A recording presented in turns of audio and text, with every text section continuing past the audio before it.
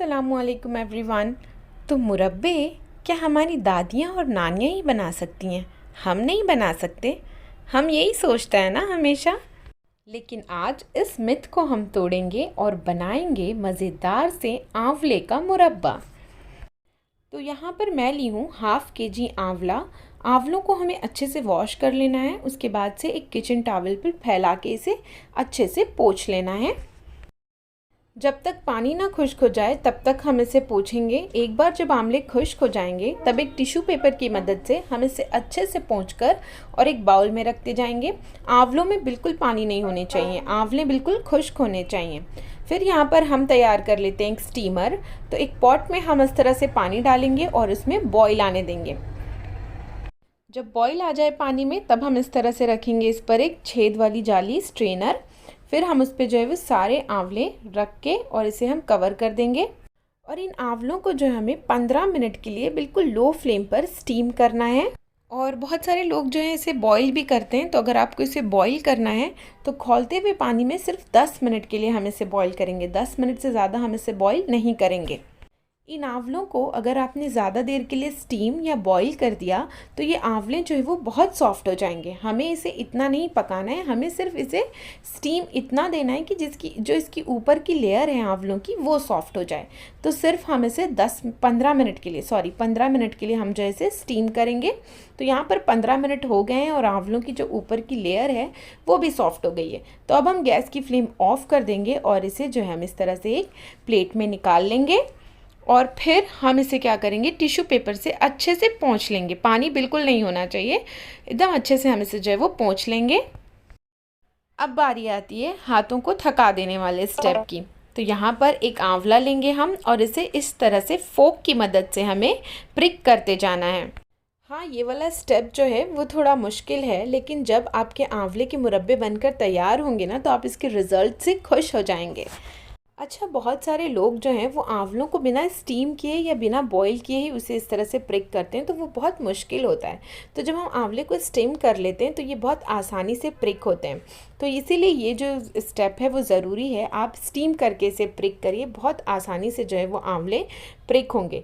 और हमें इसे बहुत अच्छे से प्रिक करना है, बिल्कुल भी कोई भी जगह खाली नहीं होनी चाहिए। जितने अच्छे से आप आंवलों को प्रिक करेंगे उतना ही रसीला आपका मुरब्बा बनकर तैयार होगा। तो यहाँ पर मैंने जो है वो सारे आंवलों को बहुत अच्छे से प्रिक किया है। प्रिक जो है वो आपको बहुत अच्छे से करना है। फिर से मैं बता रही हूँ, ये स्टेप जो है वो बहुत इंपॉर्टेंट है।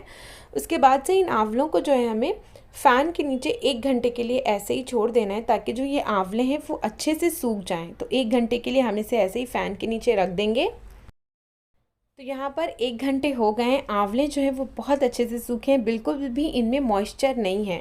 तो आंवलों के अंदर बिल्कुल भी मॉइस्चर नहीं होना चाहिए, आंवले जो है वो बिल्कुल ड्राई होने चाहिए, नहीं तो आपके मुरब्बे ख़राब हो जाएंगे। तो यहाँ पर इसे हम एक वेसल में ट्रांसफ़र कर देते हैं। और अब मैं इसमें डाल रही हूँ चीनी। तो यहाँ पर मैंने डाली है इसमें 350 ग्राम चीनी और 150 ग्राम गुड़। तो क्वांटिटी आपको याद रखना है, जितना आप आंवला लेंगे उतना ही आपको इसमें शक्कर ऐड करना है। चाहें तो सिर्फ शक्कर में बनाएं और चाहें तो शक्कर और गुड़ मिक्स कर लें। मैं यहाँ पर दोनों को मिक्स कर रही हूँ क्योंकि गुड़ से जो है इसका कलर थोड़ा अच्छा आएगा।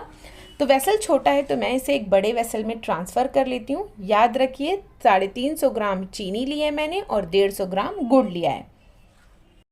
अब चलते हैं पकाने के प्रोसेस में। तो गैस की फ्लेम जो है वो आपको बिल्कुल लो रखनी है, जो आपकी बिल्कुल लो वाली साइड है उसे आपको ऑन रखना है। बिल्कुल लो फ्लेम पर ये आंवले का मुरब्बा जो है वो बनकर तैयार होता है। पूरे प्रोसेस में आपको गैस की फ्लेम फास्ट नहीं करनी है, ये बात आपको ध्यान रखना है। बिल्कुल लो फ्लेम में जो है वो हम इसमें शक्कर को मेल्ट करेंगे और बीच बीच में जो है इसे हम चलाते रहेंगे कि शक्कर जो है वो नीचे लगकर जले नहीं। वैसे तो जलती नहीं है क्योंकि गैस की फ्लेम जो है वो बिल्कुल लो है, लेकिन एक सेफ साइड के लिए अगर आपने थोड़ा भी गैस की फ्लेम फास्ट कर दी तो ये जल जाएगा। तो बिल्कुल लो फ्लेम पे जो है हम इसे कुक करेंगे, बीच बीच में इस तरह से चलाते रहेंगे।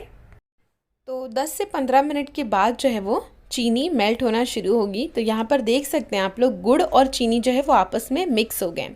हम जो इसे हल्के हाथों से चलाना है और चलाते रहना है बीच बीच में। वैसे ये जलेगा नहीं, फिर मैं आप लोगों को बता रही हूँ, लेकिन इसे हम चेक करते रहेंगे सेफ साइड के लिए। अच्छा, पहले के लोग जब इस मुरब्बे को बनाते थे तो उनका प्रोसेस जो है वो बहुत लेंदी होता था। वो लोग रात भर आंवलों को जो है वो फिटकरी के पानी में भिगा कर रखते थे, फिर नेक्स्ट मॉर्निंग जो है उसे धूप में सुखाते थे, तो वो प्रोसेस बहुत लेंदी होता था। तो अब जो है वो आंवले का मुरब्बा बनाना बहुत आसान है, हमें इतना लेंदी प्रोसेस करने की ज़रूरत नहीं होती है। हाँ, वो प्रिकिंग का थोड़ा ट्रिकी है, उसमें थोड़ी मेहनत लगती है, लेकिन रिज़ल्ट्स जो हैं वो बहुत ही ऑसम है। आप इसे बनाकर और इसे खाकर और खिलाकर सबको तो बिल्कुल खुश हो जाने वाले हैं। तो यहाँ पर आप देख सकते हैं चीनी जो है, चीनी और गुड़ जो है वो मेल्ट होना शुरू हो गए हैं। इस प्रोसेस तक आपको आने के लिए लगभग 25 से 30 मिनट लगेंगे। 25 से 30 मिनट बाद जो है वो आपकी चीनी मेल्टिंग प्रोसेस में आ जाएगी। तो यहाँ पर देख सकते हैं आप लोग, आंवले जो हैं वो चीनी और गुड़ में धीरे धीरे पक रहे हैं, उसी में रस रहे हैं।